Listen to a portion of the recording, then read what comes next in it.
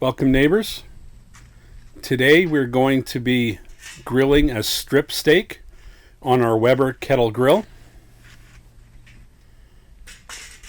So first we're going to go ahead and get the briquettes going. We're going to load up our starter chimney. This is a full-size chimney, so we'll fill it somewhere between 3/4 and all the way full. Place some newspaper in the bottom and then go ahead and light the chimney full of briquettes. This is a very efficient and effective way to get your barbecue briquettes going. You definitely don't want to use any kind of a lighter fluid or briquettes that are impregnated with lighter fluid, as that leaves a residue or a taste on the food that you're grilling, and you want to avoid that, and it's just too easy to light them this way. Alright, so today we're going to be cooking these 4 nice sized strip steaks. They're either strip loin, New York strip, or Kansas City strip, depending what region you're in. You normally don't need to cut any of the fat off the exterior on the one side.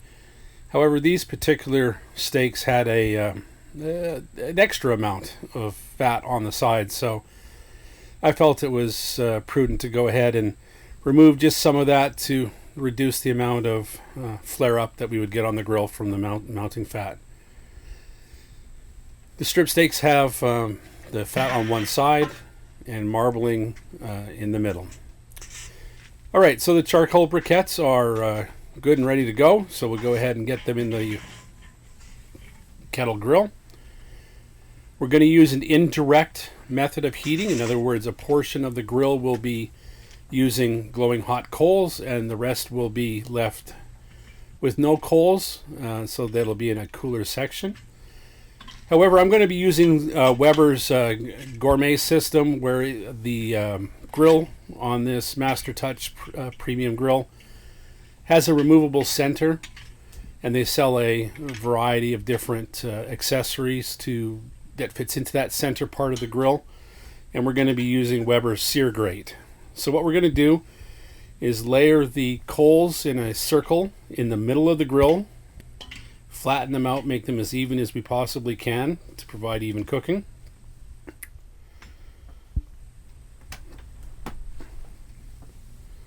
So we'll go ahead and get the grill. I'll remove the centerpiece. You can see me doing it there in the background. Set that off to the side.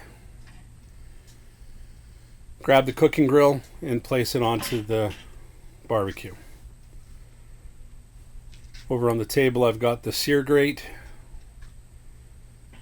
which is like a cast iron kind of coated material. Put that in the middle. And the whole point of this is to produce hot diamond shaped sear lines on the food that you're cooking to give it that good cosmetic look, as well as impart a little bit of flavoring to the point of those sear points. Alright, so we've let that sear grate heat up for about 10 minutes or so, get nice and hot. We'll go ahead and grab our steaks, move them onto the grill. As you can see, these are very large strip steaks. They're 1.5 to 2 inches thick, and they're quite decent size, so they take up the entire sear grate. I'll be cooking 4 today, which means I need to sear them off 2 at a time. I'm going to sear them on each side for about 3 minutes. Normally you would leave your barbecue open during this cooking process on steaks, but with these being so thick, I decided to cover them over while we're cooking them. So let them sear on the one side for 3 minutes. Go ahead and move them. If they stick to the grates, that just means they need to sear for a little bit longer. You just leave them there and go. These were sticking just a little bit, but the slightest tug they pulled away, so that meant that they were ready to flip over.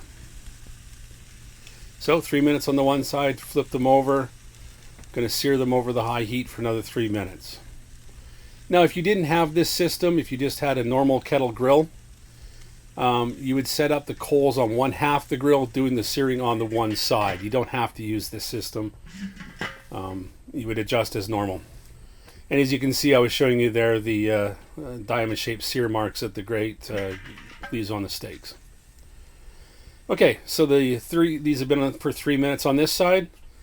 So we'll go ahead and move them off of the direct heat over onto the indirect part of the grill, which in this configuration is all around the perimeter on the outside of the grill. If you were setting up your grill with the coals on the one half, you would just move the steaks over to the other half. And because I'm cooking 4, I'm going to go ahead and throw the other 2 on to sear, while these other ones are cooking indirectly. Now you need to manage your temperatures. We have a couple of members of the family that like their steaks a little more on the well to medium well side, so this works out well. The first 2 steaks will cook longer and therefore will be done more. But we'll go ahead and cover this up, sear these 2 on this side for 3 more minutes.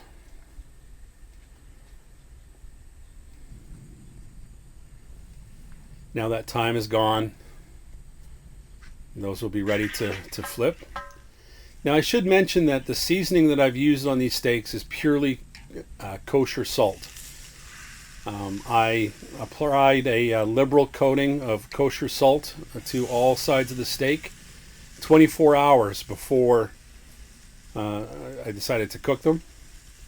And that's not an unreasonable time. You want to have the salt draw the moisture out.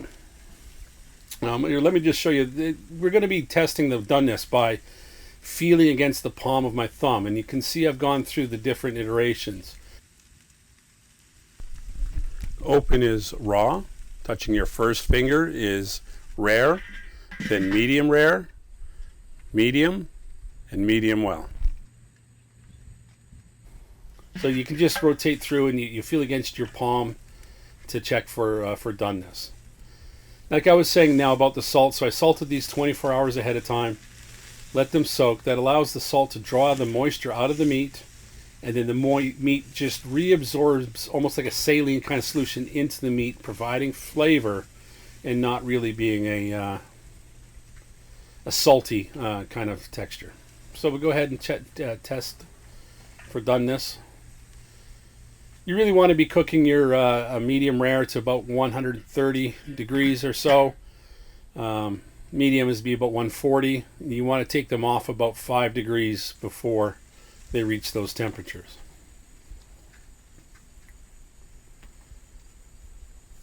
So these were on the grill for about 10 minutes or so. Checking them for doneness. You can feel free to use an instant read thermometer. And once again, you want to pull them off about 5 or maybe even 7 degrees before they reach your desired doneness, because you're going to let them rest. But these ones are done, so we'll go ahead and pull them off. It is critical that we let these sit and rest for about 10-15 minutes for them to reabsorb the juices, and makes for a nice flavorful cut. So we'll pull them off and set them to the side. Now, as you've seen me do before in other videos, I don't like to waste hot coals, so I'm going to go ahead and put some, I have some hot Italian sausages this time. Go ahead and put them on the coals while the steaks are resting. Take advantage of that. And we put them in the fridge for the family to grab and just heat them up and eat them throughout the week. So we're going to go ahead. As you noticed, we got hit by a summer rainstorm there while these steaks were resting. We took them inside to let them rest. Now I've brought them out. We're going to check them for doneness. And these ones are at a medium. I prefer medium rare, but the family likes medium. So, remember to get out and grill, learn from your mistakes, but most of all, have fun. Thanks for watching.